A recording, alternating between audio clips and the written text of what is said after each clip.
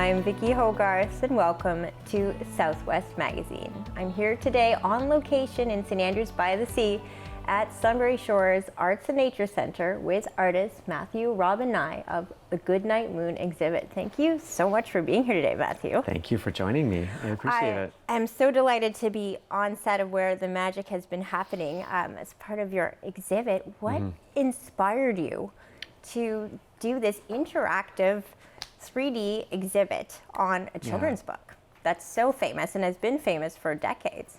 Decades, yeah. It's this year is its 75th anniversary, just last month, September 3rd. And what inspired me is sort of like, it's a great question and it's also a tough question. What inspired me to sort of dive deep into an artwork that was already made in the form of a children's book was a sense that I had that something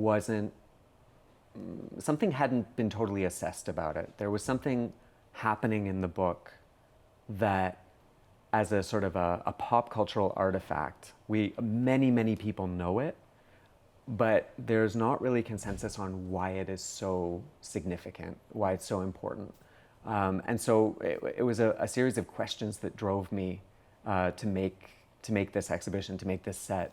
And they were largely around the question of what is happening here. What is doing in the ritualistic reading of nighttime stories, and in this nighttime story in particular as one that is a little bit strange and a little bit uncanny around the edges.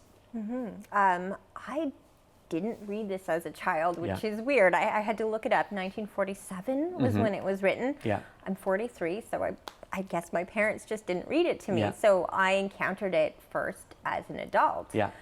And I guess what was strange to me about it is that it was kind of like an open canvas in a way to project some of my own ideas onto it. I didn't feel like I was getting a message like maybe some of the children's books I grew up with that could be good or bad, set out to teach you something. Yeah. Was this something you grew up with, and what was your lifetime interaction with this story? Yeah, it's also a great question. If I'm to be totally honest, I was always aware of it. I don't recall it being a nighttime story that was central to my memory of childhood, my nighttime experience, my nighttime rituals. If I were to place any story there, I would say it would probably be the Narnia books. I remember reading those with my parents, or having them read to me at first as a kid. But maybe this is for my psychologist. I also, my mother died when I was 6, and so I think that there maybe is something in the disruption of the childhood narrative and experience that maybe draws me back to it. I've never said that before, so I don't know if it's true. I'm just trying it out on TV. But yeah, generally speaking, I'd say that my interest in it was one of an awareness of an object, awareness of a book or a piece of art that you never spend too much time focusing on it, but it nags at you a little bit. Like there's something that's it's like an itch you can't quite scratch. What's happening here? Why is this book sort of not fading into distant memory, but also not an obvious favorite like pizza? You know what I mean? It does something in between the two. And the full name of your exhibit is Goodnight Moon, a rhythm, a tempo, and there is that vibe to the story, almost like Counting Sheep, where it's kind of like a lullaby that's also meant to maybe slow you down for the day. And as we sit here, this is probably from my psychiatrist, I'm very comforted by a book I didn't know as a child. Yeah. It still brings you to a very childlike state to be sitting in the set. For sure. And I mean, I think that the success of a children's book is going to be also dependent on the person reading it to the child. So this is an exhibition that is using a children's book as its basis, but it is not just an exhibition for children. It's really exciting to me that it is an exhibition that's accessible to children. I learned yesterday that in the first 2 weeks of the exhibition, we've had some 200 students come through the space from kindergarten to high school. But I've also had older people access it both for the first time, but also through the sort of ritual that grandmothers who pass it to their kids, who then read it to their kids, kind of thing. That, with 75 years of history, it sort of starts to accrue that importance. One of the last people in the exhibit today, before it closed so we could do this interview, was a friend of mine who was born in 1939. Okay. And she was here with her husband, no grandkids, and she said she had to sit in this chair and knit like the old lady in the book. So she has a photo. What is part of the exhibit, the success of it, seeing the interaction, it's not the final result when it's just created. It is that interactive element. And can you tell people at home who haven't maybe had the chance to come in and do the green screens and interact with it, what part of that exhibit, what importance that part is for you as an artist to see and create? Thanks for the question. As an artist, I have a lot of difficulty sort of, in a nutshell, situating where my practice sits. I'm not a woodworker, I'm not a painter, I'm not a sculptor. I think in a sort of a very broad way, you could say I'm a conceptual artist, but what I tend to focus on is process in art. I'm interested in the transition from idea to material, to exhibition, to audience interaction, where the art starts to happen. And so in this case, you're absolutely right. I see this as a real stage, as a set, as a prop for artistic experience to start to foment and to start to sort of, start moving in a room. So when the exhibition opened on Friday, October 7th, I think it was,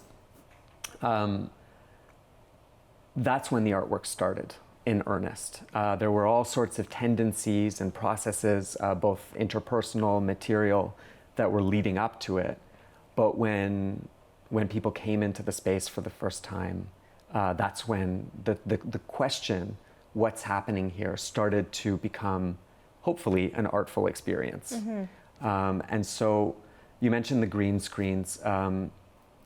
I have two artists who are visiting me from Montreal through this exhibition, and I've invited each of them because in their practices, which are, you could generally say, performance practices, I think that they're particularly good at activating their audiences. I think they're particularly good at creating an artful experience with their audiences. And so I invited them into this exhibition to use their techniques that they have built and are recognized and celebrated for in this space to see and to help an audience sort of along into the experience of the work, into the experience of questioning, experiencing wonderment. So the first artist was KG Gutman. Her background is in dance and choreography. She now works in relational art and choreography. And she brought a number of objects and techniques with her. And they were all for perceiving and looking differently at the space.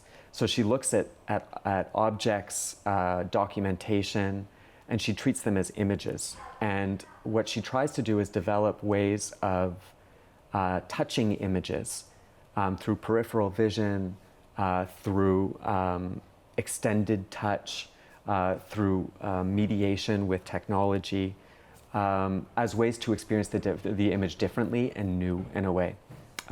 One of the things that this exhibition does that's really interesting for me is that it sort of shows one of the arguments that I make about perception with children and adults, and it's that children don't have trained perception.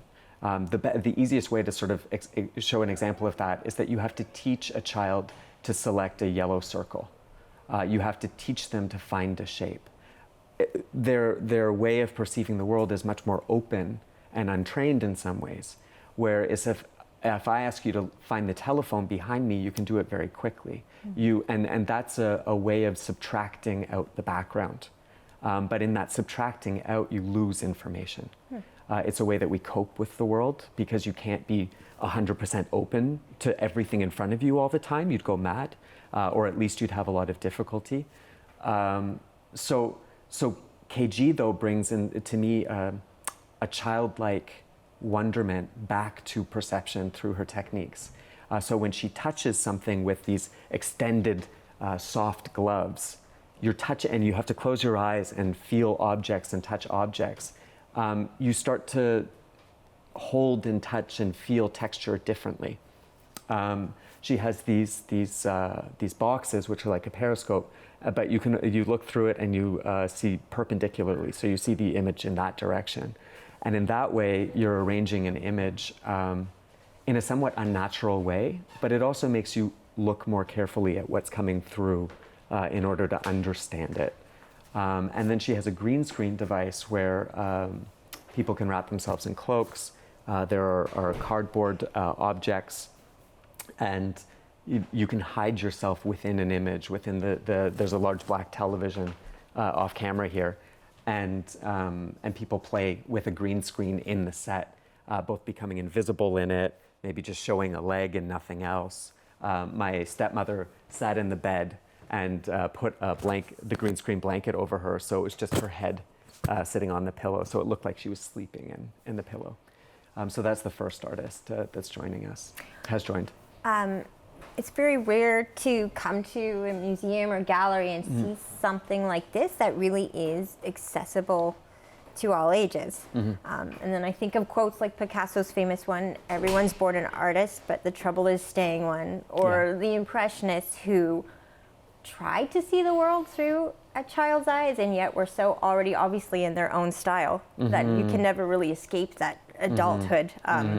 But that we all really do try. And you said yourself at the beginning, you were trying to make sense of this book and why it's so important, why it stayed so relevant for so long. Having the chance as an artist to see this experience through the eyes of the people interacting with it. That I brought my niece the opening night. She's turning 5 tomorrow. Okay. So to see it through her eyes was a different experience than mine. And just like you said, they don't gravitate to the things that maybe you would. Yeah. Has that helped you? This is a long way to get to my question. Yeah. Has that helped you make more sense of the book, seeing this interaction and the different points of view of people of different backgrounds and ages and perspectives? Or does it just open up more questions? That's a difficult question. It's a difficult question in part because I feel like I'm very much still in the process itself. So it goes by so quickly. Between KG, the next artist, Jordan, who joined me, my family visiting, because your family comes to support you and see things. I've had very little time to sort of sit back and go, what's happened? So there's a processing, I think, that still has to happen, and writing and thinking through writing. I can say that my immediate self-reflection has been one of, when you put something out into the world, like an artwork or an experiment, you have to be prepared for what comes back to you. And you have to accept that you're not going to be totally in control of what comes back to you. In this case, I really had to sort of work with definitions. Like, what is an artwork that invites a 3-year-old to touch it? What is a 3-year-old's touch in an artwork? What is the difference between an artwork that is also a Playmobil or a PlayStation in a park, which I know some very famous, beautiful artists that do that kind of work, and an artwork that is a proposition or a sculpture in a gallery. So I had to deal with my own discomfort, in particular, with, in some ways, watching how things were handled, setting conditions, there are suggestions in this work for approaching it with care, but there are suggestions at an eye-to-eye adult level. And so you have to fine-tune them in a different way for kids. And so I've been learning a little bit about how to do that for sure. I don't know that it yet answers the question of what's happening here, like why is this so good? That's maybe an unanswerable question if there is something ephemerally excellent about it. But what it does do is it, to me, proves my argument that this is one of the major works of art of the 20th century.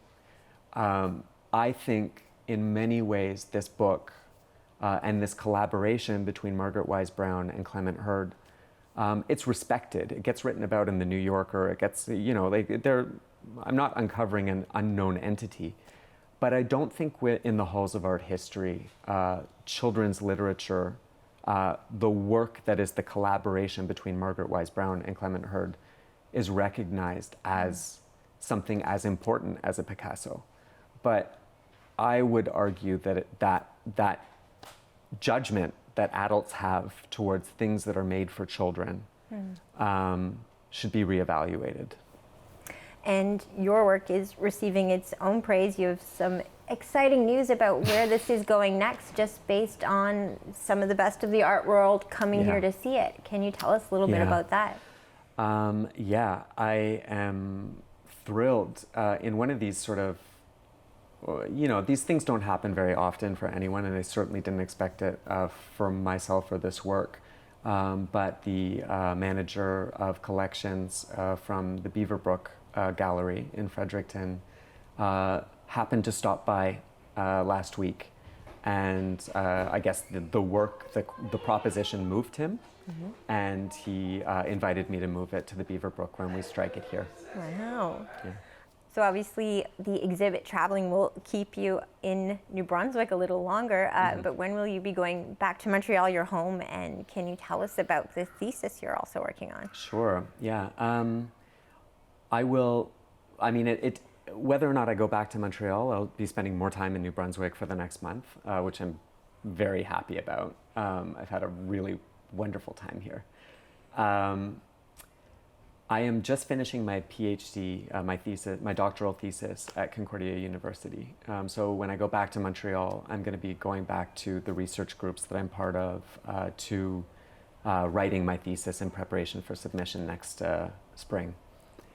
So my thesis, it's an interdisciplinary thesis, which means that it's not just one field of study, it's 3 fields of study and how they relate to one another.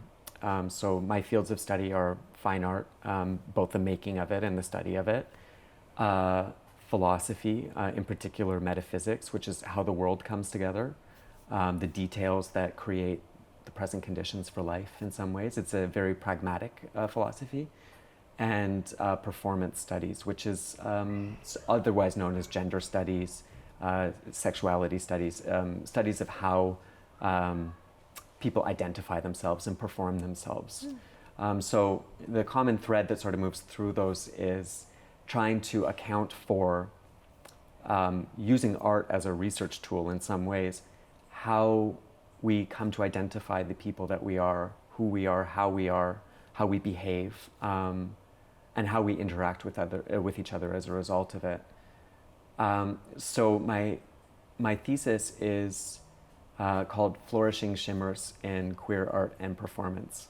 And so what it is looking at are the conditions, both human, artistic, and environmental, that create exceptional moments in art and performance. So this book, this exhibition, is in some ways part of that work, where that same question, what is it that makes this a special, what makes this special? The way that I would phrase it academically would be, what is the shimmer at work in this work? What is that thing that leaps off the page and in some becomes more than just a children's book? It becomes a work of art. And so I'm looking at a number of artworks and performances that I think meet these conditions. And they're always unexpected. They're always, in some way or another, unplanned. And so that's where I'm heading with the end of my doctoral studies. And as you mentioned, what I found interesting, especially opening night, coming here, it's not just how the children interacted, it was so many of the adults, myself included, that were immediately drawn into this set and interacting with it. Why do you think a book like this still resonates with so many adults and draws them back in? And I mean, when I think back of the artworks that have influenced my life, so many of them were early. And as I mentioned earlier, some in a bad way, but I think of your Judy Blume and your Beverly Cleary that were so much part of finding, when you found that artwork or book that helped you figure out who you were, and didn't tell you who you were, but helped you identify something in yourself. It really is these life-changing moments. And yet I still found myself going into fantasy here, even though I didn't know this book from childhood. So there are two things here that I think are really interesting and important that I would pull out from what you just said. The first is that, and this ties in again back into my doctoral work a little bit, there's a difference even in an artwork between an artwork that employs narration or metaphor and an artwork that performs itself in and of itself and for itself. So it doesn't draw on external meaning in order to advance itself. So I would say someone like Judy Blume, like, great work, but I would say that it employs metaphor and narration very effectively to create an experience that draws you in, that you identify with. And, you know, in more simple terms, television shows when you're a teenager, or your favorite album, your first favorite album that you bought, Sarah McLachlan. Those are examples of these experiences that you have that help to build your identity. You identify with it. It acts as a lure for you to express yourself in relation to it, and somewhere in between the two of them, the person that is you emerges. One of the critiques that I make in my academic work is that these categories have become so rigid that while there may be, you know, as someone who is less open-minded might say, 20 genders to choose from, the fact that there are only a limited number of expressions that you can choose to identify yourself is reductive in the sense that it starts to eliminate all the other possibilities. And so, to return to Goodnight Moon, this book, it's influenced by, very directly influenced by Gertrude Stein. And she had a theory of identity that she developed called insistence and repetition. And she writes about this, and she delivers this argument on her famed tour of America in the mid-30s, her lecture tour, 74 cities, comes back from exile in Paris, huge media event. And one of the lectures that she gives, and Margaret Wise Brown attends in New York, is a lecture where she talks about her theory of insistence and repetition, where, and I'll remind you, the exhibition is called A Rhythm, a Tempo. So these are very connected for me. And so what Gertrude Stein argues, and she uses the example of a series of ants, all her ants in one room, and they're all saying the same thing over and over again. And that's the repetition. They're all going, for example, the soup is hot, the soup is hot, the soup is hot, the soup is hot. And all of them are saying the soup is hot, and it doesn't mean anything until someone goes, the soup is hot, the soup is hot. And there's a variation within it. And that variation starts to pull out the singularity, the singular expression within it. So Margaret Wise Brown writes this book, and it's a major departure from fairy tales and morals, narration and metaphor, which is what children are raised on at this point. And it's part of a new style of education, which is what we now grow up with. So it feels normal to us, but it's a new style of education that says children build their experience based on direct experience. They build their experience based on direct observation of what is in front of them, looking, seeing, counting, observing, and a little bit later describing. So when you tell a 3-year-old that there's a boogeyman 3 streets over, that will get you if you don't go to school on time and you crawl with it. You're introducing morality in a way that they can't really understand it. And you're introducing all sorts of structures that you're starting to train them to identify with pre-constituted things that are made for them rather than invent themselves. And so when Gertrude Stein is talking about insistence and repetition, what she's arguing for is a continual reinvention of the self outside of stable categories of identity. And what that does is that frees you up to continue to become who you are tomorrow, the next day. So in Goodnight Moon, one of the things that's really interesting about it is that there's not a moral, there's not a central character. There are characters, but they're sort of objects. There's not really anything in terms of a narrative progression, aside from the fact that at the end, there's a final good night. What's really interesting about that, and I think part of its staying power as a children's book, is that it skirts all these issues of the morality tale. It doesn't become outdated. It relies on, that renewal of children who are experiencing things for the first time, and parents who, in some ways, are experiencing a poetry in that insistence and repetition that is those pages, that pointing to the red balloon, the cow jumping over the moon, the old lady whispering hush. Well, I feel like I've been to the best therapy session of my life. Yeah. Thank you so much. Finally, where can people follow you once you leave, but we want to stay in touch with the work that you're doing? I never remember my Instagram handle. I think it's at Matthew-Robin Nye, and with 2 T's. MattheWrobinNye,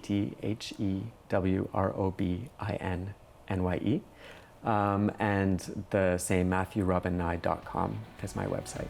Well, thank you so much, Matthew. This has been a beautiful experience. Thank you so much for having me. My guest today has been Matthew-Robin Nye, the artist behind Goodnight Moon, a rhythm, a tempo. I'm Vicki Hogarth. Thank you for watching Southwest Magazine. Southwest Magazine is a news and public affairs production of CHCO Television.